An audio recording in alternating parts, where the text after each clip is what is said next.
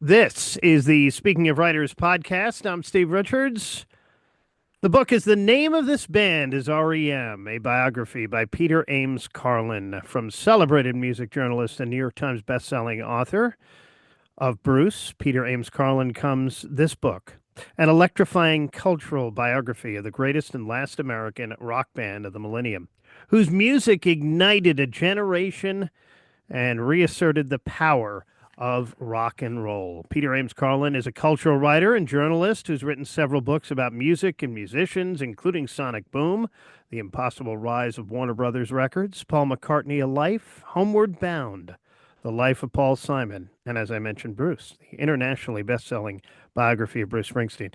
Carlin has also been a freelance journalist, a senior writer at People in New York City, and a television columnist and feature writer at the Oregonian in Portland.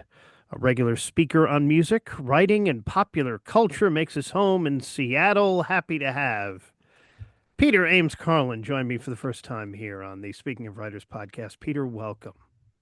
Thank you. I'm happy to be here. So, why this book on REM for you? I am because they were such a big part of my growing up from college onward, and then particularly as they became so preeminent in the late '80s and through the '90s. Their music was such an inextricable part of the cultural fabric.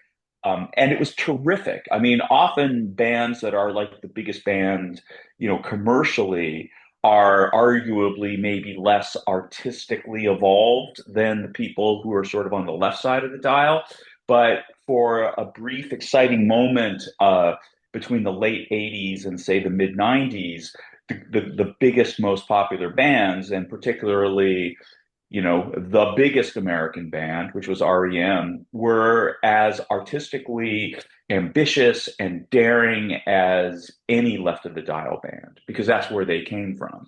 And they sort of created a whole new space in pop music where a band could be as artistic and daring and alternative in both sound and vision as they wanted to be, and yet still somehow clamber up to the biggest stage at the center of the mainstream.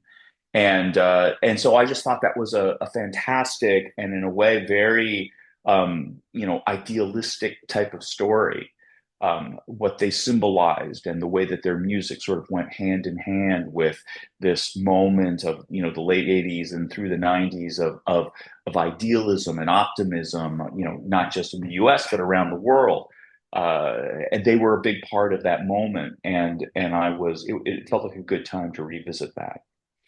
There's a lot to unpack with these four guys in this band. Let's start in the early 80s, Peter. What is going on in rock and roll and music at that time when these guys get started? It was a little bit of a low tide in terms of like really interesting pop music. There was a lot of it sort of signaled the rise of MTV, and there was a lot of, and that was really exciting and interesting in a lot of ways. But then there also became a very sort of superficial, flashy, sort of conformist thing that really began to overwhelm popular music. And so you had a lot of, it just seemed that this sort of rigid, commercially dictated conformity really had sort of taken a tight grip on pop music. But then coming out of these little college towns and then college radio, there were way more interesting alternative bands and an entire alternative scene sort of following in the footsteps of the punk movement of the mid 70s, and then the rise of new wave music in New York and elsewhere in the late 70s and early 80s. And sort of out of that, REM sort of, there was this sort of more interesting subcurrent of these arty bands, not just REM, but like the B-52s and Pylon and, the Replacements and Husker Du and these sort of arty alternative bands that were developing sort of like intriguingly big audiences along the fringes. And REM was sort of at the head of the class for a variety of reasons. Yeah, they came out of Athens, of course, the home of the University of Georgia. What was the music Mhm. scene like there in Athens? Well, coming out of the cradle of Southern rock, which in those 60s and 70s was, you think of those kind of jammy, bluesy rock bands like the Allman Brothers and, a whole array, Elvin Bishop and the Marshall Tucker Band and the Outlaws and all these guys. There were, the thing about that made Athens really interesting musically was how close the music scene, or at least the more sort of artistic aspect of it, it sort of came out of the art department at the University of Georgia, the Lamar Dodd School of Art there, where the faculty, who were also, very sophisticated visual artists, also came with, in some cases, a real interesting sort of professional interest in music, both in terms of like folk culture and folk music and sort of the interchange between folk culture and high art. But then also they were just interested. They were bohemians and freaks and weirdos, because artists tend to be, right. That's what makes them interesting. And a lot of them were very interested and inspired by, the values of punk rock. And so this idea of expression over mastery, because by the mid 70s, late 70s, mainstream rock was full of these guys like Eric Clapton who were just technical whizzes on their instrument. But maybe there was something lost with that. Maybe there was a certain visceral power to more raw music that could then be interwoven with artistry and poetry. Like think of Patti Smith, who was so inspiring to, you know, Mike, Michael Stipe and Peter Buck, along with an array of other artists. And so REM sort of coming from, sort of the shadow, or at least for Michael Stipe, who was an art student at the Lamar Dodd School, there was this inspiration and this sort of shared aesthetic that anybody can start a band. Like it shouldn't be hard, So bands like the B-52s and Pylon and Love Tractor, all these cool bands that turned out to be really influential, began with people who generally had never played instruments before. And so a lot of their like first rehearsals would be deciding who was going to learn how to play which instrument. you know, Mm. Michael Lahusky, who was like kind of the co-founder and bassist in Pylon, famously said that he decided to become the bass player because a bass has two fewer strings than a guitar, and he thought it'd be easier to learn how to play. And their guitar player, Randy Bewley, became a really, really interesting guitar player. But that was just, he literally, I think, taught himself the instrument, picked it up for the first time when he became a member of Pylon.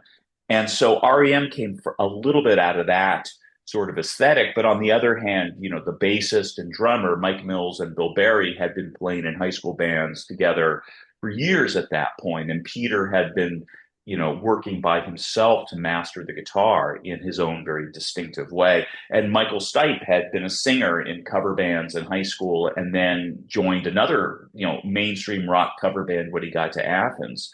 So there's an interesting combination of real innovative artistry, but also enough familiarity with the actual practice of making rock and roll music to make them both super interesting and innovative, and yet also back that up with an actual raw, an actual technical ability to play, up to make a really powerful sound. So, Peter, how did their music ignite a generation? Well, it was a very slow process. They began as just another kind of cover centric garage band in college in the spring of 1980, but they were all, they shared this determination to try to build some career or spend some time playing music. And so they just worked really hard. I mean, a lot of other bands from that area would sort of go and try to get shows and play at places where they figured their audience would already be. Whereas REM from the get-go, the moment they tossed their stuff in the back of a station wagon and drove off to, try to play shows in other schools, they would play anywhere, almost any time, and really held to that for the first 5 or 6 years of their careers. They built this audience. And they went from town to town just playing constantly. And they would go, they'd play bars and nightclubs, they'd play pizza parlors, they'd play gay bars, they'd play frat parties. And they stuck to their guns and made exactly the music that they wanted to make, and played their original songs, and explored their own artistry. But at the same time, they did it relentlessly, and everywhere they went, they connected with people and they made friends, and they figured out, like, pretty early on that college radio was like a really good place to start developing connections and getting publicity and getting people to the shows. So they would go to whatever campus was nearby and connect with the campus radio people. And then and so those people became not just valuable resources for them in terms of opening up the town, but also their friends. And so they built this audience almost hand to hand, through the first 4, 5, 6 years of their career, just playing and playing and playing, meeting people, befriending them, and welcoming them to the next show and getting them on the list. And then it just built up so that every show, every time they went out to play shows, they would generally play to bigger audiences than they had the previous tour. And that led to first getting a single out on a very small indie label, and then getting signed by our IRS, which was an independent label, but a really prominent one. That was founded by Miles Copeland, who was the manager and brother of Stuart Copeland and the Police. And also the Go-Go's were on that label. So you had these bands that were already connecting, and R.E.M. just fit right in. And they just worked and worked and worked on songwriting, worked on record making, and just made out, starting with Chronic Town, the EP in 1982, and then Murmur in 83, and Reckoning in 84. They just made album after album after album, and got better and better at writing songs, recording songs, and performing them. And so it's like, just through sheer resilience, talent, preparation, and resilience, and a real intense work ethic, they built a crowd that just got bigger and bigger through the 80s. And finally, in around I guess it was 88, after they finally had a hit single on Document with The One I Love, they signed a fairly significant deal with Warner Brothers, which was, one of the more major of the major labels, but also the one major label that was probably the most artistically progressive of them all. And always, whenever they signed deals, it always came with, we will take a smaller advance if you give us all the control we want over the music and the packaging of the music, which was a really smart move for them. So they get a big break early on opening for the Police, but they hated it. Mm-hmm. Yeah. Well, they said they hated it. I mean, I think what they realized was it was going to be a lot less painful for them to build an audience slowly, and to go from small club to small club, where maybe they were really small places, but when they were filled with people, those people had come to see them and would be interested in their music and supportive of it, as opposed to going to play, whatever the local Enormo Dome is for 20 minutes, at the bottom end of a bill with a band, to a whole bunch of people who either aren't paying attention, or, to the extent that they are, would really rather it was the Police and not you on stage. And that's like a diminishing experience that nobody wants to go through. So every so often they would, make an exception. And I think the fact that it was the Police, who were managed by the president of their record company, and that it was very much sort of an inside thing. And it was like, you're only going to do this for a week or 10 days, whatever it was. You're going to play a handful of arenas and 2 or 3 massive stadium shows. So it's like, at the very least, it was going to be an educational experience. So in case they ever got the opportunity to play those sorts of shows on their own, which was a very distant thought at the time. They would have had some knowledge of what that experience was like. Now, I know you didn't get to talk to the members of the band for this book, but you did talk to a lot of people in the REM community. Yeah. Were there common themes that were said about these guys?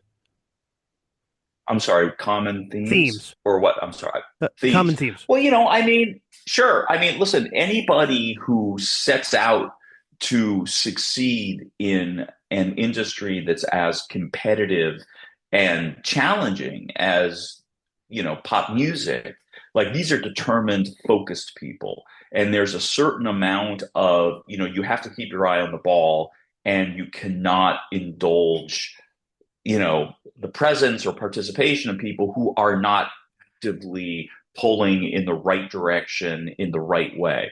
So there was a certain amount, there's always with any successful artist, there's going to be a certain number of people who feel like abandoned or hard done by.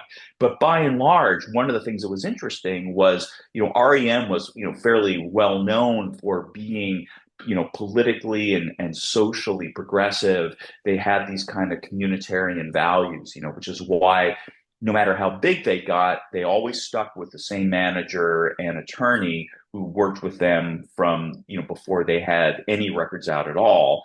And they kept their headquarters in Athens.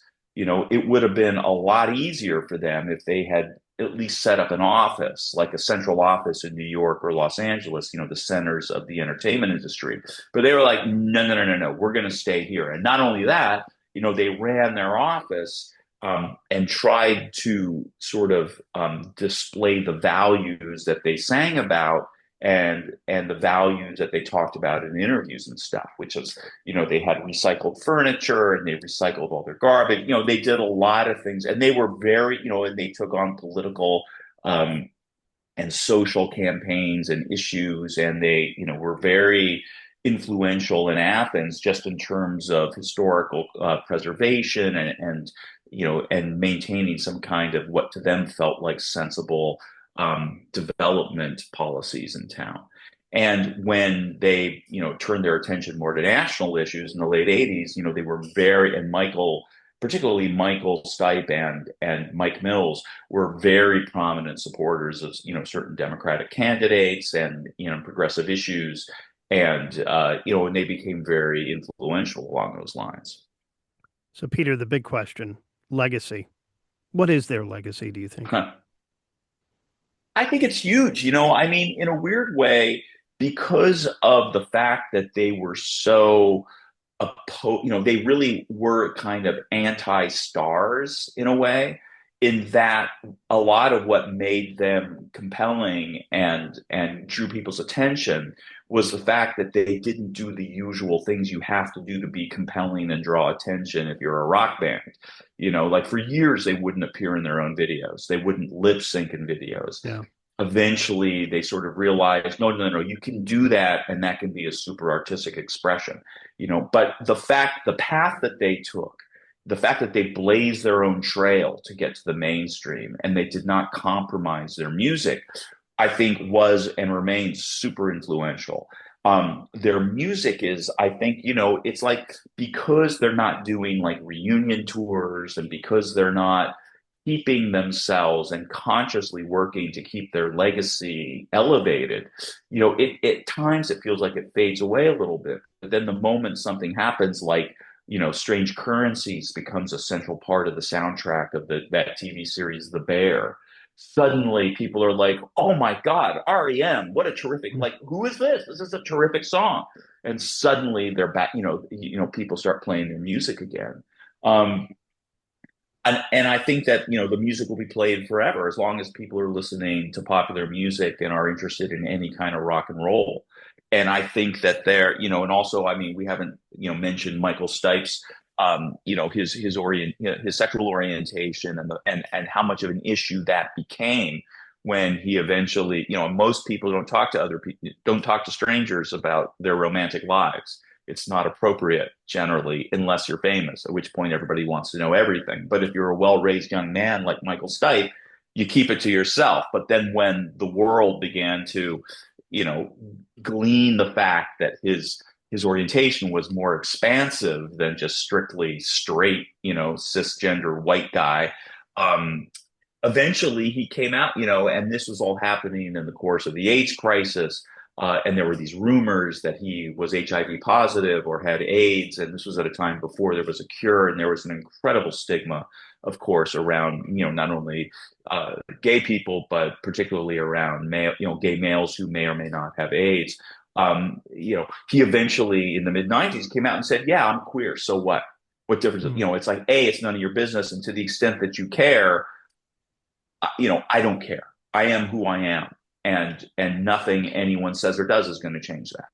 And also, I'm not ashamed. I don't. Why should I be? And he was exactly right. Right. So, and that became hugely influential. I mean, at a time, when you think about like when Elton John kind of just came out as bisexual in the mid '70s, his career was staggered for a few years because people had a really hard time with that.